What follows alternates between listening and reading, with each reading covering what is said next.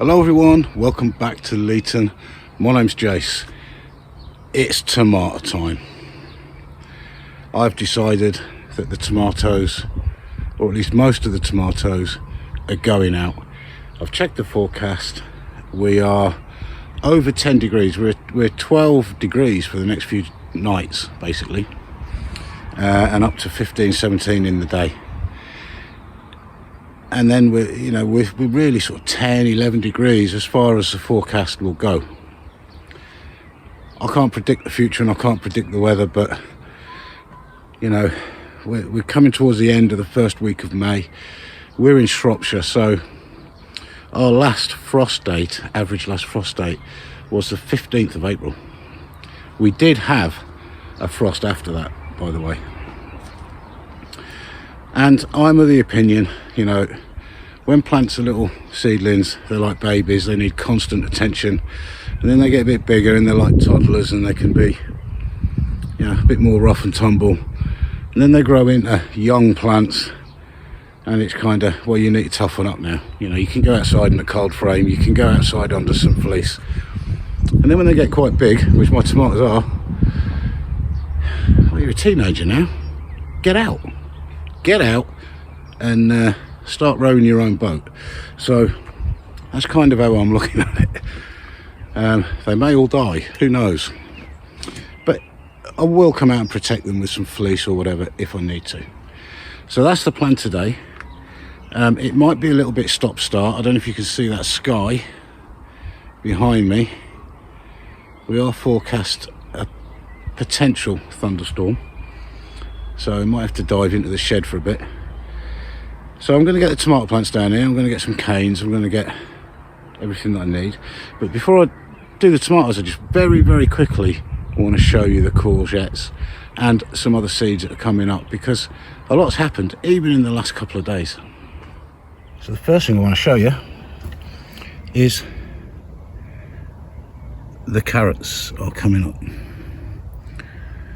3 rows of carrots now emerging, so happy days. And the second thing I want to show you is the courgettes are still alive and thriving. This polythene really has worked, this little enclosure that I made, and I've only lit the candle on one night, and that was when it was down to 6 degrees. The nights where it's been sort of 8 or 9, I've not lit the candle. It's just the warmth in the soil and the polythene doing the job. And if you look at that courgette there, that's coming on nicely. And then there's another one there. So happy with that. Right, tomato time. All right guys, rain has started, but we'll carry on, it'll be all right. So these are red cherry. I started these on the 9th of February indoors, and this is the result. So they're desperate to get planted out, it has to happen. On everything you see me sowing or planting today, there probably will be some side shoots. I'm going to come back out afterwards and take those and pop them on, and they're going to be my backup plants basically if these die. So I'm going to use this fence to grow them up, and this is a real good windbreak because the wind normally comes this way, southwest, and that way is south behind me. So this is a sun trap most of the day. So all I'm going to do, got some canes.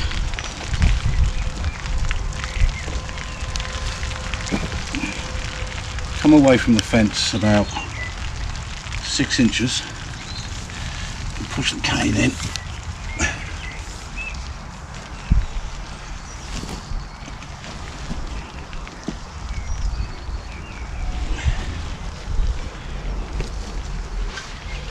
Dig a hole.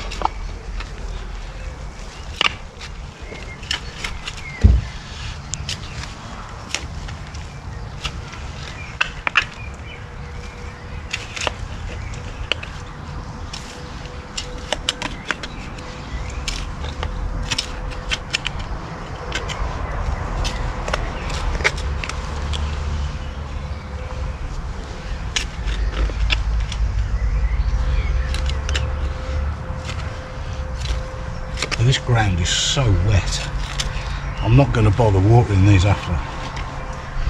And we've got rain later and most of tomorrow, heavy rain. That's going to be fun. Right, so I'm going to plant these a bit deeper, and I'm going to take off that leaf and that leaf, maybe even this one. I'm going to put it in the ground first and see.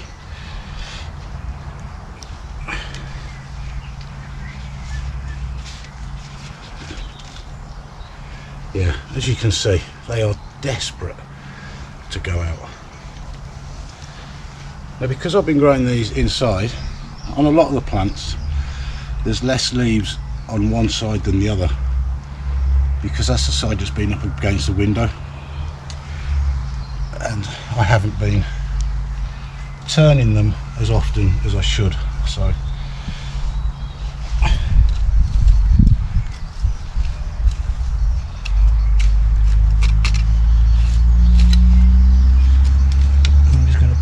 making sure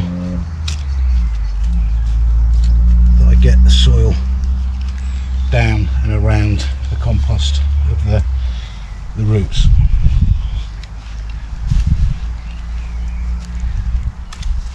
Now, this soil, like most of the soil in this garden, still needs a lot of work, quite clayey, but it will improve over time. Get that firm down. Yeah, I'm going to take this one off as well. And the reason I'm doing that, in fact, and this one. And the reason I'm doing that is when these get watered or it's raining, if there's any blight in this soil, that could then splash up, go on the leaves, and then we've got problems. Now, we did grow tomatoes here last year and we had no blight issues, but you never know. So next job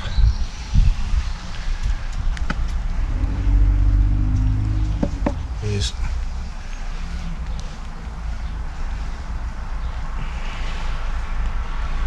give them some support.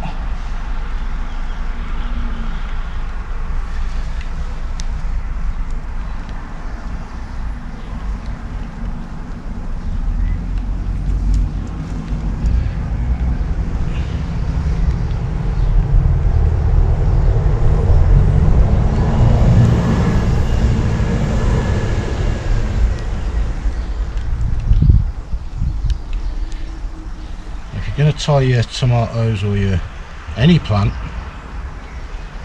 don't make the loop too tight around the stem. The plant needs room to grow.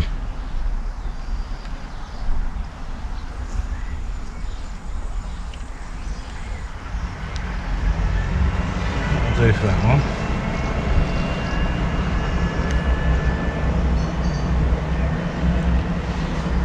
Thrive, tomato plant, thrive. Right, cuttings on the path there. So red cherry, I've got 3 of these to put in, so I'll get that done and I'll be back for the next lot. So that's those in. These are the next lot, and these are beefsteak. And obviously from a self-sufficiency point of view, they're a good one to grow because they're so big, and we want to make sauces, tomato sauces, and for lasagnas and spaghetti bolognese and things like that, then we can use these and freeze them, freeze the sauces. So again, I'm going to take those 2 off. Nothing different to how I planted the other one really. I just might plant these ones a bit further apart. Well, I have put the sticks a little bit further apart. Not much, just a bit. These canes are probably 18 inches apart, and that's probably a bit close. You could perhaps do with 2 foot, but I'm trying to cram quite a lot into a small space.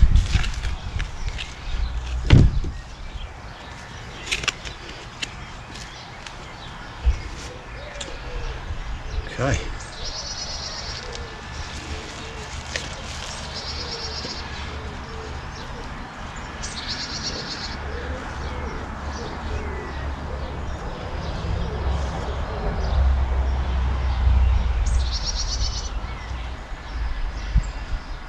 I think that must be a side shoot, is it? And I've let that grow, and that's forming a truss on top. I think this is the main stem. Yeah. So I will deal with that after and come out, because I'm going to keep those, grow them on, just in case. And if they all succeed, these succeed, and the side shoots, I'm going to be looking for somewhere to put them all. But we'll cross that bridge when we come to it. Take that one off as well.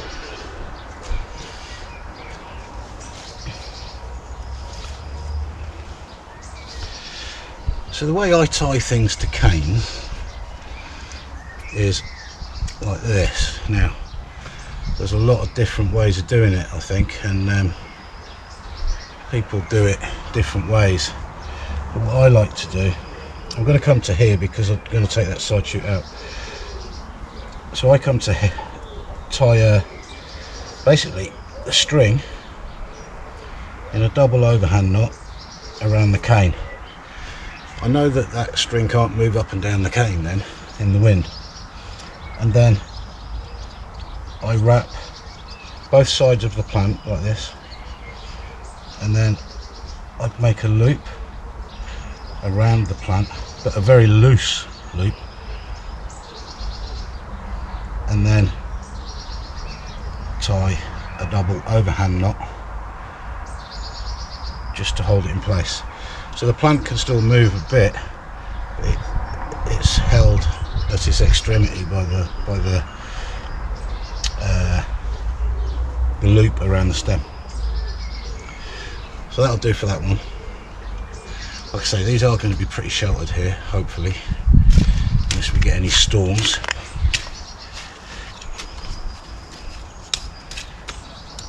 So, beefsteak. Right, I shall carry on. Okay guys, so this is a variety that I've never grown before called Mascot Cut. M-A-S-K-O-T-K-A, and it's been developed, if you like, to be a small bush type tomato that grows in pots or containers. But what I think I'm going to do is plant them in front here, spaced out a bit, so that I can still put a leg here and one here, to get to the taller cordon tomatoes at the back. So I've got 3 of these here. I've actually got a 4th one upstairs in the garden room, but for some reason all its leaves on the top have gone curled up, and it isn't down to the cold, because all of these plants, every variety, has been kept in the same room. They've been put off to harden off on the same days for the same amount of time. Nothing special has happened to that one tomato plant. So I'm not going to plant it out in case it just isn't strong enough, or it has something wrong with it which then affects the rest of them. None of these are showing any signs of it at the moment. So, and If it looks like it's going to recover, I might bring it out at some point. Just hear how wet this ground is. There's definitely no need to water them, especially with the rain we're going to get tomorrow.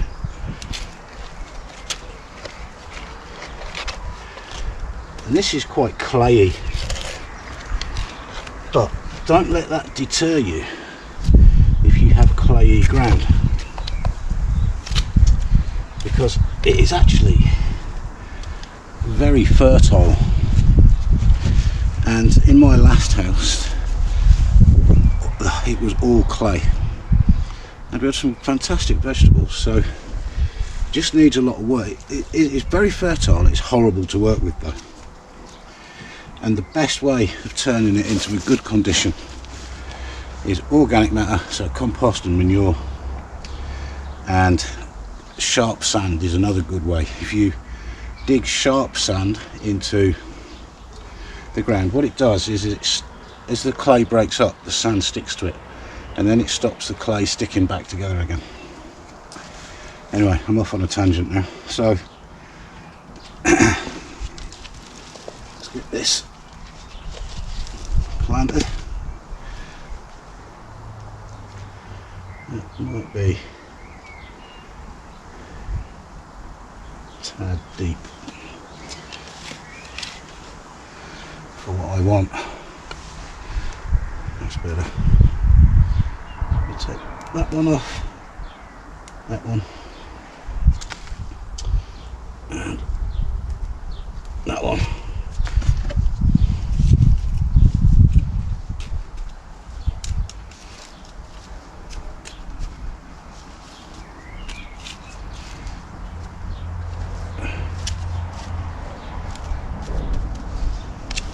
And they should do really well here, because probably back in January I put a load of horse manure on here that had been kept in the bags over the winter, so the manure was from last year, so it was quite well rotted down by the time it went on here, and then it's been rained on and frost and everything since, so it should be a very fertile bed, just not all nicely loose and friable. So that's that one. I think I'm going to put another one there.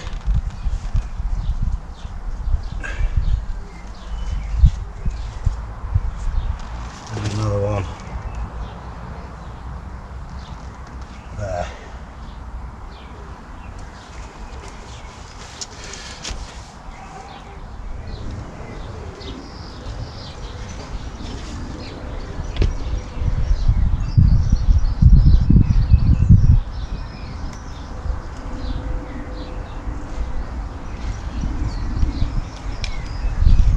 Okay guys, so at the back there we have 3 red cherry, and at the back here we have 3 beefsteak, and then at the front 1, 2, 3 we have the variety I've never grown before, Mascot Cut.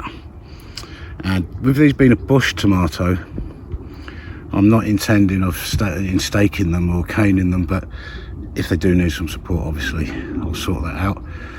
And I think I'm right in saying, and please correct me if I'm wrong here guys, that with a bush variety you leave the side shoots to do their thing.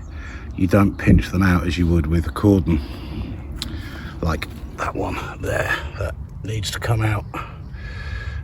But like I said, I'm going to get some pots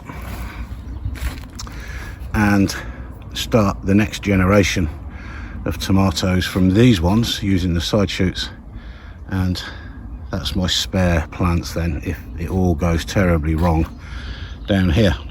And if they all survive, I will put them in pots and any space I can find in the garden just to increase our crop. Now I do have some more tomatoes in the garden room, and they are Tumbling Tom, and they're another one that's designed to be grown in pots and containers. But I might just hang fire on those a few days before putting those out, because of a little project I got going over the weekend, and when that project's done, then I'm going to have somewhere to put lots of pots. So, or some pots, not lots, but some. So that's the plan. So just brought you into the garden room for a bit. Look how it's starting to look empty a bit. These are the tumbling tom, and this is the Mascot Cut, and look how the leaves have gone. And this is the only one, the only tomato plant I have that has done that. So if anybody knows what that is, please tell me.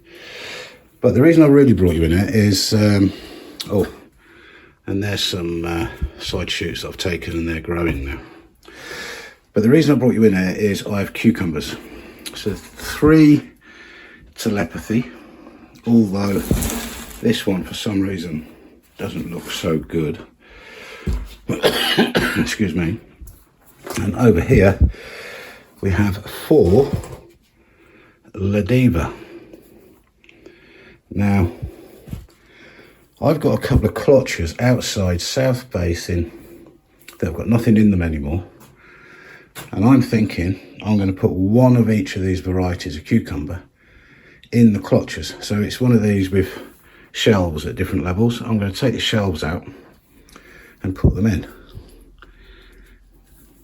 I think that might work. So I'm going to take the ones with the biggest pots, to be honest, of each variety, and then hopefully, because they're not going to be able to grow too big in there anyway, so I will be pinching out the top at some point. So yeah, I'm going to do that. Right, I'll see you outside.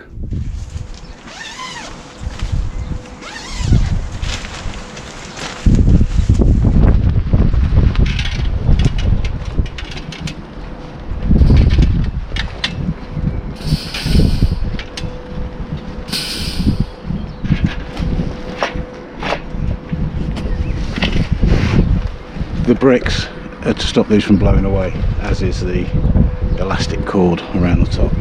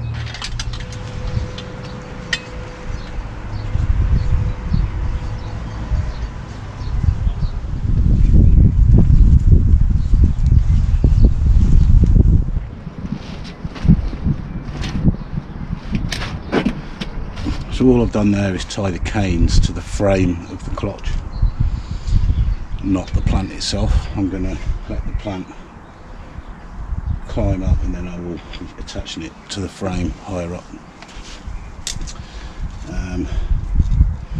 And it's such a nice day, so warm, I'm going to leave those open, and then I'll give them a water later, and put the fronts down for tonight and open them again in the morning.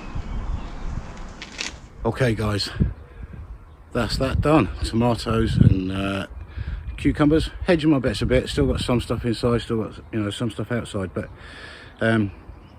see how it goes for a week, and then make a plan from there. You'll see I'll probably put out a few marigolds as well, just while it's nice and sunny. But that sky, it's about to come down, so I'm going to call it a day. So thanks very much for watching. I hope you've enjoyed the video. If you have, please give it a thumbs up, and if you haven't subscribed already, please do. Okay, that was a tree branch. Right, thanks guys, catch you next time.